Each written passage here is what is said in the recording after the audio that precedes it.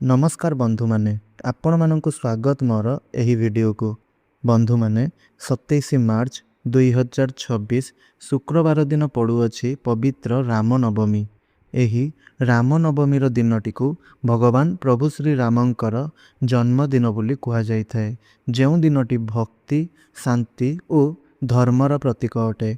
एही पवित्र दिन रे जदि आपण किछि सरल उपाय गुड़िक करिथांती तेबे आपणक घरे सुख शांति धन समृद्धि और पॉजिटिव एनर्जी गुड़िक बास करिथाए बा बढ़ी जाइथाए।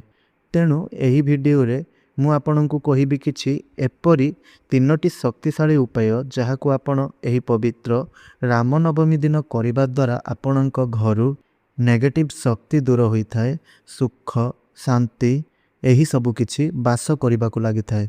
तेबे सेथिपाई भिडियोटी को शेष पर्यंत निश्चय रूप से देखंतु, कारण भिडियोर शेष रे जेउ आमे उपायटी कहिबु ताहा बहुत शक्तिशाली अटे।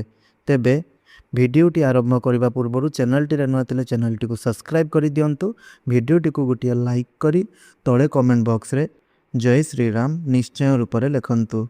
तेबे बंधु माने चलंतु सही उपाय गुड़िक संपर्क रे जानिबा। तो प्रथम उपायटी होछि एही रामनवमी रे प्रभु श्री रामंकर पूजा करंतु एवं दीप प्रज्वलन करंतु।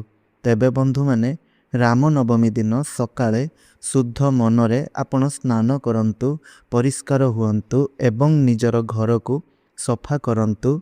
तापरे प्रभु श्री राम, माता सीता और प्रभु लक्ष्मणक मूर्ति बा फोटो आपण निजर घरे रखंतु। जदि नाही ताहेले मार्केट रू किणी करी आनंतु एवं ताहार पूजा करी आपण ताहा सम्मुखरे एक घियर दीप जालंतु।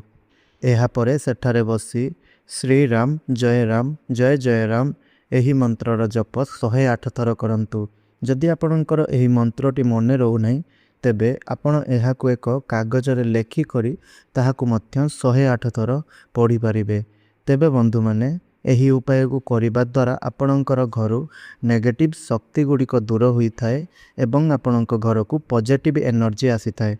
तेबे द्वितीय उपायटी होउछि एही रामनवमी दिन आपण पवित्र जल आनी करी किंबा आपण जो जल व्यवहार करुछंती सेही जल को आनी करी सेथिरे अल्प गंगा जल मिसाई सेही जल को आपण तुलसी गछ मूल रे अर्पण करंतु। तुलसी माता को फूल और दीप दे पूजा करंतु। संध्या बेले तुलसी पाखरे एक दीप प्रज्वलन करंतु। मात्र एतिकी उपाय करंतु। एही दिन आपण एही उपाय को करिबा द्वारा आपणक घरे शांति समृद्धि और परिवार रे सुख वृद्धि पाइथाए।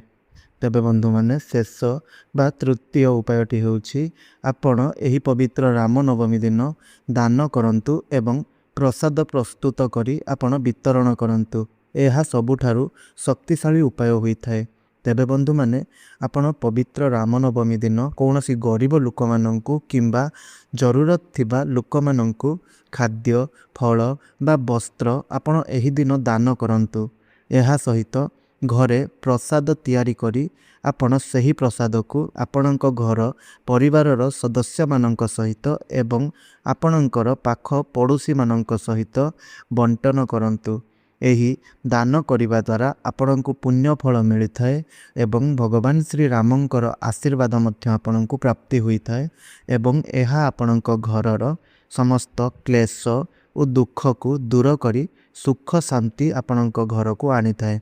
तेबे बंधु माने आशा करुछि एही रामनवमी दिन करा जाउथिबा एही उपाय गुड़िक आपनको निश्चय रूप से भल लागिथिबो। आपण केउ उपायटी एही उपाय गुड़िक मध्यरु केउ उपायटी आपण करिवे ताहा निश्चय हमकु कमेंट रे जणांतु एवं भक्ति और श्रद्धार सहित कमेंट रे जय श्री राम निश्चय रूप से लिखंतु। वीडियोटी को गोटे लाइक करी अन्य मानक सहित शेयर करंतु एवं आमर चैनल को जदि सब्सक्राइब करि नाहंती तेबे चैनल टी को सब्सक्राइब करी पाखरे आसीथिबा बेल आइकन टी को मध्य प्रेस करि दियंतु।